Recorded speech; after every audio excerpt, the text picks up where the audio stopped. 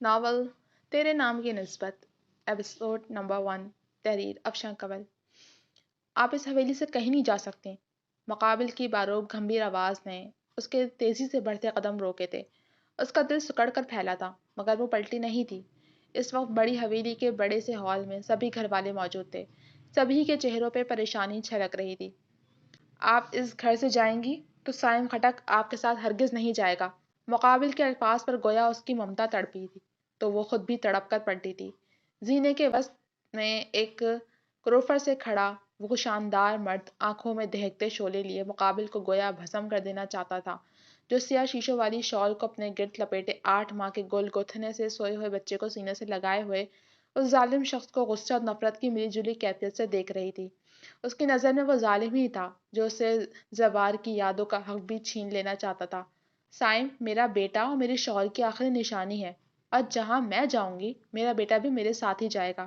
ہموار مگر جتاتے لہجے میں وہ مقابل کی سرد آنکھوں میں دکھتی گویا اس پل بے خوف سی تھی۔ جبکہ وہ مزید چند قدم نیچے اترا، اس کی گھنی مونچھوں تلے ایسی مسکراہٹ چھلکی تھی کہ سامنے کھڑی وہ بہار سی لڑکی جو اس وقت خزاں کا لبادہ اوڑھے ہوئے تھی بری طرح تلملا کر رہ گئی تھی۔ وہ اپنے بھاری قدموں کی دھمک چھوڑتا اس کے مقابل ہوا تو وہ 2 قدم اس سے پیچھے ہوئی تھی۔ اس کا یوں پاس آنا اسے گھبراہٹ میں مبتلا کر گیا تھا۔ سلیٹی رنگ کے شلوار قمیض پر ہم رنگ لائننگ والا کوٹ پہنے وہ اس کے سامنے کسی ناقابل تسخیر پہاڑ کی مانند کھڑا تھا۔ اس کے دونوں ہاتھ پشت پر بندھے تھے اور آنکھیں اس دھان پانسی لڑکی پر مرکوز تھیں جو اس کے بھائی کی بیوہ ہی نہیں اس کی کزن بھی لگتی تھی۔ زرفشاں نے الائچی رنگ کی کانچ کی مانند پتیوں پر ایک نظر ڈال کر سورج سے نظریں پھیری تھیں۔ اس کی پراسرار سی آنکھوں میں دیکھنا آسان امر نہیں تھا۔ وہ مقابل کو یوں دیکھتا تھا جیسے روح تک جھانک لینا چاہتا ہو۔ متضاد اس کے اسٹرانگ پرفیوم کی خوشبو اس کی سانسوں میں گھلتی اسے مزید ہراساں کر رہی تھی۔ وہ اس کی پاور کو اچھے سے جانتی تھی۔ وہ نہ صرف اس علاقے کا سردار تھا، اس کے علاوہ وہ سینٹ کا ممبر بھی تھا۔ اوپر سے اس کی شخصیت میں اتنا جاہو جلال تھا کہ کوئی بھی اس کے مقابل آنے سے گھبراتا تھا۔ گاؤں والے ہو یا علاقے یا خاندان والے، سبھی اپنا کوئی بھی مسئلہ لے کر سیدھا اسی کے پاس آتے تھے۔ پولیس نہیں، وہ لوگوں کے مسئلے سلجھاتا تھا۔ ایسے میں کسی کی جرت نہیں تھی کہ کوئی اس کے فیصلے سے انحراف کر سکے۔ اچھا مذاق کر لیتی ہیں آپ، وہ ہلکا سا اس کی جانب جھک کر طنزیہ گویا ہوا تھا۔ اس دوران سب افراد خانہ فقط خاموشی سے اس سچویشن کے مزید نہ بگڑنے کی دعا کر رہے تھے، کیونکہ التمش خٹک کا غصہ نہیں قہر بن کر مقابل پہ برستا تھا۔ وہ اپنے دشمن کو ایسی جگہ لا کر مارتا تھا کہ وہ پہلے موت کے خوف سے تڑپتا تھا اور پھر کہیں جا کر وہ اسی خوف میں مبتلا ہو کر مرتا تھا۔ وہ جہاں مہربان تھا تو وہیں سفاک بھی تھا۔ ایسے میں سب کا پریشان ہونا بنتا تھا۔ پھر اماں وڈی آپ ہی کچھ بولے، مجھے تو بہت ڈر لگ رہا ہے۔ یہ التمش کی والدہ تھیں جو اپنی ساس کے قریب کھڑی ان کے کاننے میں منہ دیے ازد پریشانی سے گویا ہوئی تھیں۔ تم جانتی ہو وہ اب کسی کی نہیں سنے گا، ویسے بھی وہ سردار ہے، اس کے فیصلوں میں ہم نہیں بول سکتے۔ ہم نے زرفشاں کو کتنا سمجھایا مگر اس نے معاملے کی سنگینی کو سمجھا ہی نہیں، تو اب بھگتے۔ وہ اس وقت اپنے پوتے کی ہمنوا تھیں، جبکہ وہ بیچاری ٹھنڈی سانس بھرتی خاموش ہو گئیں اور ایک نظر اپنی شریک حیات پر ڈالی جو اس سچویشن میں کافی پرسکون لگ رہے تھے اور ان کے یوں دیکھنے پر نرمی سے مسکرائے بھی تھے جیسے کہہ رہے ہوں فکر مت کرو سب اچھا ہوگا۔ کیا خاک اچھا ہوگا؟ ایک ہٹ درمی دکھا رہی ہے تو دوسرا برف کا طوفان بنا ہوا ہے۔ وہ فقط منہ ہی منہ میں بدبدا کر رہ گئیں۔ پھپھو جانی آپ اپنی بیٹی کو لے کر جا سکتی ہیں، اس نے نرم گوئی سے فیصلہ سناتے ممتاز دورانی اور سمت دورانی کے پریشان چہروں کو دیکھا اور دوسری نظر اپنی ملازمہ پر ڈال کر اسے اشارہ دیا تو پلک جھپکنے کی دیر تھی کہ سویا ہوا سائم اپنی ماں کی گود سے اس کی گود میں منتقل ہوا اور دوسرے ہی لمحے وہ ملازمہ کسی چھلاوے کی طرح منظر سے غائب ہو چکی تھی، جبکہ کچھ لمحے لگے زرفشاں کو سمجھنے میں کہ اس کے ساتھ کیا ہوا ہے اور پھر وہ بری طرح تڑپ اٹھی تھی۔ سردار التمش خان، میرا بیٹا واپس کرو مجھے۔ سوکھے پتے کی مانند لرزتے وجود کے ساتھ وہ چند قدموں کا فاصلہ سمیٹتے اس کے مقابل آتی شیرنی بنی دھاڑی تھی۔ وہ ہمارا خون ہے، ہمارے گھر اور رشتوں کے ہوتے ہوئے میرے بھائی کی اولاد کسی اور کے گھر ہرگز بھی پرورش نہیں پائے گی۔ یا تو آپ کو بڑوں کا فیصلہ ماننا ہوگا ورنہ ہم یہاں سے خالی ہاتھ ہی جائیں گی۔ وہ گویا ہرگز بھی رحم کرنے والا نہیں تھا، یہ اس کے ہر انداز سے واضح تھا۔ زرفشاں بے دم سی وہیں اس کے قدموں میں بیٹھی تو وہ کئی قدم اس سے دور ہوا تھا۔ کاش آپ نہیں جاتے زوار، آپ کے جانے کے بعد اس ظالم دنیا میں تنہا رہ گئی ہوں میں۔ اس حویلی کے در و دیوار نے ایک مرتبہ پھر زرافشاں کے نوحے سنے تھے، جبکہ سردار التمش خٹک لمبے لمبے ڈگ بھرتا وہاں سے نکلتا چلا گیا۔ زرافشاں کی ماں تیزی سے آگے آئی تھی اور ان کے ساتھ ہی التمش کی ماں جی بھی تھی۔ ان دونوں نے ہی اسے آگے بڑھ کر سنبھالا تھا۔ شمس خٹک کا خاندان بڑی عزت و توقیر والا تھا۔ وہ جدی پشتی رئیس تھے، ان کے ہاں ہر شے کی پرواہ نہیں تھی۔ اللہ نے جتنا انہیں دے رکھا تھا وہ اسی حساب سے دل بھی بڑا رکھتے تھے۔ کوئی بھی ان کی حویلی سے خالی ہاتھ نہیں لوٹا تھا۔ ان کی 4 اولادیں تھیں، 3 بیٹے اور 1 بیٹی تھی، اور وہ بیٹی گویا بے حد لاڈلی تھی۔ سب کی شادی انہوں نے خاندان میں ہی اپنی پسند سے کی تھی، مگر ممتاز خٹک اپنے کلاس فیلو سے محبت کر بیٹھیں، اور جیسی ان کی تعلیم مکمل ہوئی سمت دورانی اپنی فیملی کے ساتھ ان کا رشتہ لے کر آ گیا۔ ان کے یہاں خاندان سے باہر شادیاں نہیں ہوتی تھیں۔ بھائیوں نے کافی واویلا مچایا، مگر شمس خٹک کے روب کی بدولت وہ زیادہ بول نہیں پائے۔ شمس خٹک کو اپنی لاڈلی کی خوشی ہر شے سے بڑھ کر عزیز تھی۔ پھر سمت دورانی کی فیملی بھی کافی اچھی رکھ رکھاؤ والی تھی۔ ان کی فیملی کے افراد زیادہ تر آرمی سے تعلق رکھتے تھے۔ وہ ایک معزز خاندان تھا۔ شمس خٹک نے کچھ وقت سوچنے کا لیا اور پھر انہیں ہاں کر دی۔ بڑے بھائی کو گویا اتنا اعتراض نہیں ہوا جتنا دونوں چھوٹوں کو ہوا تھا، جس کی ایک وجہ ان دونوں کی بیویاں بھی تھیں، جو اس بات کو لے کر کوئی نہ کوئی بات کر کے جلتی میں تیل کا کام کرتی تھیں۔ وہ لوگ کچھ بھی کہہ سن لیتے، مگر چلتی تو شمس خٹک کی ہی تھی۔ جہاں شمس خٹک اس رشتے پر راضی تھے، وہیں ان کی شریک حیات بھی اس رشتے کی مخالفت میں تھیں۔ وہ اپنی بیٹی کو بھائی کے گھر دینا چاہتی تھیں۔ ان کے بھائی کافی مرتبہ اس رشتے کا بول چکے تھے، مگر وہ ممتاز کی تعلیم مکمل ہونے کے انتظار میں رہی، اور پھر سب ان کے ہاتھ سے نکلتا گیا۔ رشتے کے لیے ہاں ہوئی اور 2 ماہ بعد ممتاز کی رخصتی بھی ہو گئی۔ جب تک شمس خٹک زندہ رہے تو ممتاز وہاں بے دھڑک ہو کر آتی جاتی رہی، لیکن باپ کے انتقال کے بعد سب بدل گیا۔ بڑے بھائی بھابھی کا رویہ تو ان کے ساتھ اچھا تھا، لیکن چھوٹے بھائی بہت روکھے انداز میں ملتے تھے، خاص کر ان کی بیویاں جب سامنا ہوتا طنز کرنے سے باز نہیں آتی تھیں۔ ایسے میں ان کا دل ٹوٹ سا گیا جب ماں سے شکایت کی صورت انہوں نے بھی اسے ہی قصوروار ٹھہرایا۔ تم اگر سمت سے شادی نہیں کرتی تو آج تمہارے بھائی اور ماں تم سے راضی ہوتے۔ ان کے غصے میں کہی بات نے ممتاز کو بہت دکھ پہنچایا تھا۔ اماں وڈی، آپ ایک ماں ہو کر دل میں وسعت پیدا نہیں کر سکیں تو بھائیوں سے کیسا شکوہ؟ آپ لوگوں کو میرا آنا پسند نہیں تو آج کے بعد میں کبھی حویلی نہیں آؤں گی۔ نم لہجے میں کہتی وہ تیزی سے وہاں سے ایسی نکلی کہ واقعی سالوں گزر گئے مگر وہ لوٹی نہیں تھی۔ بڑے بھائی جبران خٹک نے ان سے رابطہ کرنا چاہا بھی، مگر ان سے رابطہ نہیں ہو سکا کہ وہ پوری فیملی ملک سے باہر شفٹ ہو گئی تھی۔ باقی خاندان والوں کو وہ جانتے نہیں تھے، کیونکہ ملنا جلنا ہی نہیں تھا۔ اس دوران ان کے دونوں بھائی اپنا اپنا حصہ لے کر بڑی حویلی سے الگ ہو چکے تھے۔ بڑی حویلی سے کچھ فاصلے پر ان دونوں کی اپنی حویلیاں تھیں، جہاں وہ اپنے بچوں کے ساتھ رہ رہے تھے، مگر یہ تھا کہ وہ ماں سے ملنے آتے رہتے تھے۔ جبران خٹک نے البتہ اپنی ماں کا ساتھ نہیں چھوڑا تھا، وہ انہی کے ساتھ تھے۔ اللہ نے انہیں 2 بیٹوں سے نوازا تھا۔ انہوں نے اپنے بڑے بیٹے کا نام دادا کے نام پر رکھا تھا، التمش خٹک، اور چھوٹے بیٹے کا نام زوال خٹک تھا۔ دونوں کی عادتوں و مزاج میں زمین آسمان کا فرق تھا۔ ایک دہکتی آگ تھا تو دوسرا ٹھنڈے میٹھے پانی کے چشمے جیسا تھا۔ التمش نے بہت کم عرصے میں ہر ذمہ داری اٹھا لی تھی۔ وہ بڑا بیٹا ہونے کی وجہ سے وہاں کا سردار بھی تھا۔ اس کے روب اور دبدبے کی وجہ سے اس کے چچا اور چچیاں تک اس کے سامنے بولنے کی جرات نہیں کرتے تھے۔ رہے بچے تو آج کل کی نسل تھے، تو وہ خاندانی جھگڑوں سے دور مگن سے ایک دوسرے سے مل کر رہتے تھے، جس کی ایک وجہ التمش کا پیار بھرا روب بھی تھا۔ اسی کی وجہ سے سارا خاندان جڑا ہوا تھا، بس ایک اس کی پھپھو ہی تھیں جو ان سے دور تھیں۔ اماں وڈی کو اپنی غلطی کا احساس جب تک ہوا دیر ہو چکی تھی۔ وہ اپنی بیٹی کو بہت یاد بھی کرتی تھیں، مگر وہ تو ایسی گئی تھی کہ لوٹی ہی نہیں تھی۔ یہ بیچاری لڑکی اتنا زیور اور بھاری ڈریس کیسے پہنے بیٹھی ہے؟ اس نے سامنے کی جانب کوفت سے دولہے کے پہلو میں بیٹھی دلہن کو دیکھا اور اپنی جگہ سے اٹھ کر کلچ اور موبائل پکڑے تیز تیز قدموں سے وہاں سے نکلتی چلی گئی۔ قسم سے ممی، میں تھک چکی ہوں، کبھی کسی کے گھر ڈنر تو کبھی کسی کے گھر، اور اب یہ شادی۔ سیریسلی ممی، ہم اس لیے پاکستان لوٹے ہیں؟ ایئر بڈس کے ذریعے اس وقت اپنی ماں سے بات کرتے وہ ہوٹل کی لابی سے گزر رہی تھی، چال متوازن جبکہ انداز ایک دم بیزار کن تھا۔ ہاں تو آپ کی طبیعت ٹھیک نہیں تھی تو آپ معذرت کر لیتی، مجھے اکیلے بھیجنے کی ضرورت ہی کیا تھی؟ خواہ مخواہ وقت ہی برباد ہوا میرا۔ یہاں نہ میں کسی کو جانتی ہوں اور نہ کوئی مجھے جانتا ہے، اور جو جانتے ہیں وہ کچھ چپکو سے لوگ ہیں۔ وہ صاف گوئی سے کہتی جو ہی لابی کے اختتامی حصے کی جانب پہنچی، اچانک ہی تیزی سے آتے التمش خٹک سے بری طرح ٹکرا گئی۔ اس تصادم پر اس کے ہاتھ سے فون اور کلچ دونوں ہی چھوٹ کر نیچے گر گئے تھے، جبکہ وہ گرتے گرتے بمشکل بچی تھی، لیکن اس کی ناک اور ماتھا سامنے والے کے چٹانی سینے سے ٹکراتے اسے دن میں تارے دکھا گئے تھے۔ آج کل کی لڑکیوں کو تھوڑی جو تمیز تہذیب ہو، بے لگام شتر بے مہار پھرتی ہیں۔ مقابل کا سرد حقارت سے بھرپور لہجہ زرفشاں کو گویا آگ ہی لگا گیا تھا۔ ایک تو مقابل کی غلطی تھی اور وہ اس کے کردار پر سوال اٹھا رہا تھا۔ ناک اور ماتھے کے درد کو اگنور کیے اس نے سامنے کھڑے اکڑو گھمنڈی انسان کو دیکھنے کے لیے سر اوپر کیا تو شہد رنگ آنکھیں الائچی سبز کانچ سی آنکھوں سے مل کر گویا کسی داستان کا عنوان بنی تھی۔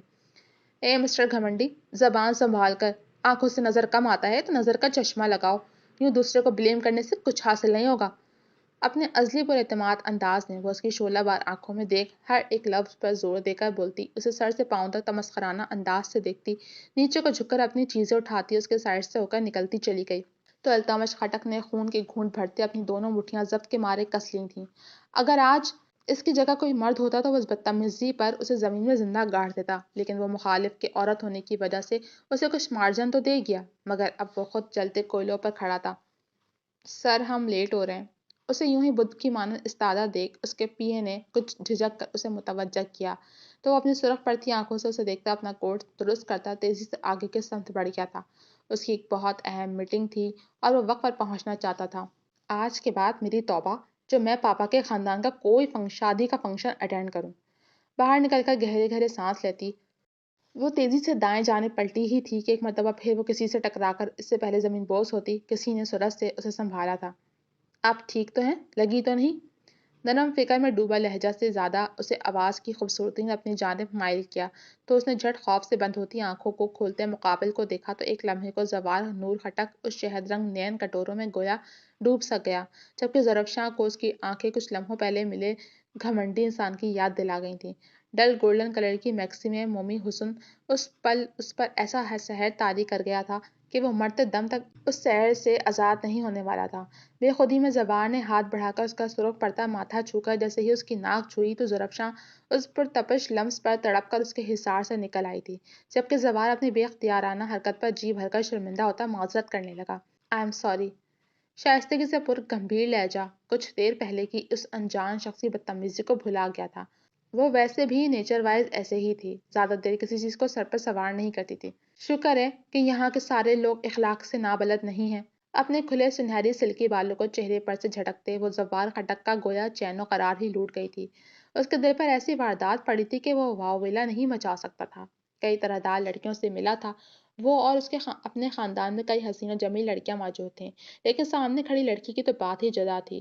وہ پہلی نظر میں اس کے دل کے دروازے کو کھولتے پورے حق سے اس کے دل کے مسند پر براجمان ہو چکی تھی۔ اوکے مسٹر، وہ اس کی آنکھوں کی لپک سے خائف سی ہوتی وہاں سے نکل جانا چاہتی تھی۔ وہ باشعور تھی اور سامنے والے کے ہر انداز سے وہ اس شخص کے دل کا اندازہ لگا چکی تھی۔ میرا نام زوار خٹک ہے۔ اس پری پیکر کو نظروں میں بسائے اس نے اپنا تعارف کرایا تو اس کا نام سن کر وہ چونک سی گئی اور بغور اس کی جانب دیکھا۔ اور مجھے زرفشا درانی کہتے ہیں۔ اپنے ازلی پر اعتماد انداز میں تعارف دیتی وہ خوبصورتی سے مسکرائی تو کسی قیمتی متاع کی طرح زبان نے اس کا مومی ہاتھ تھام لیا تھا۔ اس جوان سالہ خوبرو شخص کے دل میں شدت سے یہ خواہش بیدار ہوئی کہ کاش یہ ہاتھ اب کبھی اس کے ہاتھ سے نہ چھوٹے۔ بلیک کلر کے پینٹ کوٹ میں وہ آنکھوں میں محبت کی لپک لیے بلا کا ہینڈسم لگ رہا تھا، خاص کر اس کی خوبصورت آنکھیں جن سے پھوٹتی روشنی نے زرفشاں کو نظریں چرانے پر مجبور کیا اور وہ سرعت سے اس کی گرفت سے اپنا ہاتھ نکال کر لے گئی۔ مجھے دیر ہو رہی ہے، اللہ حافظ۔ وہ منٹ کی بھی دیری کیے بغیر وہاں سے نکلی تو زوار کتنی ہی دیر اس کی خوشبو میں بسا وہیں کھڑا کا کھڑا ہی رہ جاتا کہ اس کا موبائل زور و شور سے بجتا اسے ہوش کی دنیا میں لا پٹک گیا تھا۔ اس نے جلدی سے کوٹ کی اندرونی جیب سے موبائل برآمد کیا اور اسی تیزی سے کال بھی ریسیو کی تھی۔ کہاں پر ہو؟ گمبھیر باروب آواز اس کی سماعت کی نظر ہوئی تھی۔ بس لالا پہنچ گیا، 2 منٹ میں آپ کے پاس آتا ہوں۔ ادب مگر عجلت بھرے انداز میں جواب دیتے اس نے کال منقطع کی اور لمبے لمبے ڈگ بھرتا اندر کی جانب بڑھ گیا، مگر اس پل سے ہی اس کے دل و دماغ پر زرفشاں کے خیالات نے ڈیرا جما لیا تھا۔ زری جانو اٹھ جاؤ بچیا، کتنا سوگی؟ اس سے قریب بیٹھتی ممتاز بیگم نے نرمی سے سوئی ہوئی اپنی لاڈلی کی بکھری زلفیں سمیٹ کر اس کا ماتھا چوما تو وہ مندی مندی آنکھیں وا کرتی انہیں گڈ مارننگ وش کرتی تک اسے سر اٹھا کر ان کی گود میں رکھ گئی تھی، جبکہ اس کے یوں لاڈ دکھانے پر وہ اس کے ریشمی بالوں میں انگلیاں چلانے لگی تھی۔ میری بیٹی تھک گئی ہے۔ ان کے ہر انداز میں اپنی اکلوتی اولاد کے لیے بس ممتا ہی ممتا تھی، بہت زیادہ۔ بچوں کی طرح منہ بسوڑتی وہ ان کی کمر کے گرد بازو لپیٹ گئی تھی۔ وہ اس کے ساتھ جب یوں لاڈ کرتی تو وہ سچ میں بچی ہی بن جاتی تھی۔ ڈیڈی کب آئیں گے؟ ہمیں پاکستان بھیج کر خود وہیں انگلینڈ میں بیٹھے ہیں۔ اس کی شکایتی انداز پر وہ نرمی سے مسکرائی تھی۔ وہ جانتی تھی کہ وہ انہیں مس کر رہی ہے۔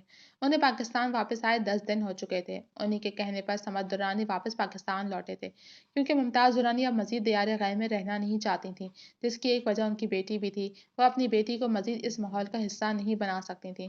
پھر وہ اپنے گھر والوں کو بھی مس کرتی تھیں، مگر 10 دن سے وہ یہاں تھیں، لیکن ان کی ہمت نہیں پڑی تھی کہ گھر کال کر سکیں یا وہاں پر سب سے ملنے جا سکیں۔ بس کچھ دنوں میں وہ بھی پہنچ رہے ہیں۔ ان کا بھی دل تمہارے بغیر نہیں کہاں لگتا ہے؟ ممتاز درانی کی بات سنتی زرفشاں کے چہرے پر بڑی شرارتی سی مسکان چھلکی تھی۔ میرے بغیر تو رہ لیتے ہیں، یہ کہیں کہ آپ کے بغیر، بلکہ آپ کو دیکھے بغیر وہ سانس بھی نہیں لے سکتے، اسی لیے تو روز رات کو ویڈیو کال کرتے ہیں۔ اس کے شوق بھرے چھیڑتے انداز سے وہ جھینپ کر پیار سے اس کے شانے پر ہاتھ مار گئیں، تو وہ ایک جھٹکے سے اٹھ کر گھٹنوں کے بل بیٹھے باری باری ان کے گلابی پڑتے گال چوم گئی۔ سچ ممی، میں بھی کسی سے بالکل ایسی ہی محبت کرنا چاہتی ہوں جیسی محبت آپ دونوں کے بیچ ہے۔ وہ خواب آ گئی لہجے میں بولتی اپنے دونوں گالوں پر ہاتھ رکھ گئی تو چھم سے اس کی نظروں کے سامنے اس گھمنڈی شخص کا چہرہ آیا تو اسے یوں لگا جیسے اس نے کڑوا بادام چبا لیا۔ ممی، کل میرا ٹکراؤ ایک ہینڈسم سے ہوا تھا۔ سچ اس کی کانسی آنکھیں ایک دم الائچی رنگ کی تھیں۔ وہ پرجوش سی زوار کے بارے میں بات کرتی انہیں ٹھٹکا گئی تھی۔ نام کیا تھا اس کا؟ وہ کچھ بے چین سی ہوئی تھی۔ زوار خٹک۔ وہ جھٹ سے بولی ہی تھی کہ نام سن کر وہ ساکت سی رہ گئی۔ ممی کیا ہوا ہے؟ آپ جانتی ہیں اسے؟ وہ کہیں ان کے ریئیکشن پر وہ پریشانی سے استفسار کر بیٹھی تھی۔ ہاں، وہ میرے بڑے لالا کا چھوٹا بیٹا ہے۔ بڑے لالا کے دونوں بیٹوں کی آنکھیں بالکل بابا جان کی آنکھوں جیسی تھیں۔ اپنوں کی یاد نے دل میں کھچ ڈالی تو آنکھوں سے آنسو جھرنے کی صورت بہنے لگے۔ ان کا رونا وہ کہاں برداشت کر سکتی تھی، جب بھی تیزی سے آگے بڑھ کر وہ انہیں سینے میں بھینچ گئی تھی۔ ممی، آپ ان سب سے اتنی محبت کرتی تھیں تو اتنا عرصہ لا تعلق ہی کیوں رہیں؟ ایسا کر کے خواہ بس آپ نے خود کو تکلیف دی ہے۔ وہ رات زوار کا نام سن کر ٹھٹکی تھی، یعنی وہ سچ میں اس کا کزن لگتا تھا۔ بس بیٹا، جب اپنوں نے لا تعلقی دکھائی تو دل ایسا ٹوٹا کہ میں سب سے ناراض ہو گئی، لیکن آج احساس ہوتا ہے کہ ایسا نہیں کرنا چاہیے تھا۔ بابا جان اور بڑے لالا نے مجھ سے بہت محبت کی تھی، اور چند لوگوں کی بے اعتنائی کی وجہ سے میں ان کی محبت بھی فراموش کر گئی۔ پچھتاوے میں گھری وہ پھوٹ پھوٹ کر رونے لگیں تو اسے انہیں سنبھالنا مشکل ہو گیا تھا۔ ہاتھ میں کافی کا مگ تھامے کسی غیر مرے نقطے کو گھورتے زوار ہر شے سے بے گانا تھا۔ التمش جو اپنے پی اے کو کل کی میٹنگ کے لیے چند ہدایات دے رہا تھا، اس کی یہ خود فراموشی نوٹ کر کے ٹھٹکا تھا، اسی لیے جلد باز سمیٹتا وہ ٹیرس کے دوسرے سرے پر بنی سیڑھیوں کی جانب بڑھ گیا، جن کا اختتام لان میں جا کر ہوتا تھا۔ سب ٹھیک ہے زوار، کوئی پریشانی ہے تو شیئر کرو اپنے بھائی سے۔ سنجیدہ مگر نرم آواز سنتا زوار چونک کر ہوش کی دنیا میں لوٹا اور التمش کی کھوجتی نظروں سے کچھ سنبھلا تھا۔ اس کے ہاتھ میں پکڑی کافی ٹھنڈی ہو چکی تھی جبھی وہ مگ ساتھ رکھی ماربل کی بنی میز پر رکھ گیا، جس کے اطراف میں گولائی کی صورت کرسیاں رکھی ہوئی تھیں، اور میز کے بیچ میں ایک بڑی سی چھتری تھی جو دن کے وقت کھلی ہوتی تھی لیکن اس وقت وہ سمٹی ہوئی تھی۔ آپ بیٹھے لالا، کھڑی کیوں ہیں؟ اسے فوراً ادب و آداب یاد آئے تھے، جبکہ وہ اسے یوں ہی کھوجتی نظروں سے دیکھتا اس کے سامنے والی کرسی سنبھال گیا تھا تاکہ اس کے تاثرات بآسانی دیکھ سکے۔ میں نے تم سے پوچھا ہے کہ کیا پریشانی ہے، جواب نہیں دیا تم نے؟ اس نے رد و بدل کرتے پھر وہی سوال دہرایا تو زوال کی سمجھ میں نہیں آیا کہ وہ کیسے بات شروع کرے۔ بے شک وہ التمش سے بے تکلف ہو جاتا تھا، لیکن بہرحال اس پر اپنے بڑے لالا کا رعب بھی تھا، اس وجہ سے وہ ہچکچاہٹ کا شکار تھا۔ التمش نے دنیا دیکھ رکھی تھی، 32 سال کی عمر میں ہی سمجھو اس نے وہ تجربہ حاصل کیا تھا جو لوگ عمر گنوا کر بھی حاصل نہیں کر پاتے ہیں۔ کسی لڑکی کو پسند کرتے ہو، شادی کرنی ہے اس سے؟ وہ قابل نظر رکھنے والا انسان پل میں اس کے احساسات بھانپ گیا تو زوال کی آنکھیں حیرت کی زیادتی سے پھٹ سی گئی تھیں۔ جی تو جناب، کیسی لگی آپ کو یہ ایپیسوڈ؟ اب تک کے صرف اتنا ہی۔ کمنٹ سیکشن میں اپنی رائے کا اظہار ضرور کیجیے گا۔ چل حاضر ہوں گے آپ لوگوں کے لیے اگلے قسط کو لے کر، تب تک کے لیے مجھے اجازت دیجیے۔ چینل پہ نئے ہیں تو سبسکرائب کر دیجیے، ویڈیو کو لائک کر دیجیے اور بیل آئیکن کو بھی پریس کر دیجیے تاکہ ایسے انٹرسٹنگ ناولز کی ویڈیوز کی اپڈیٹ آپ تک بر وقت پہنچ سکے۔ اللہ حافظ۔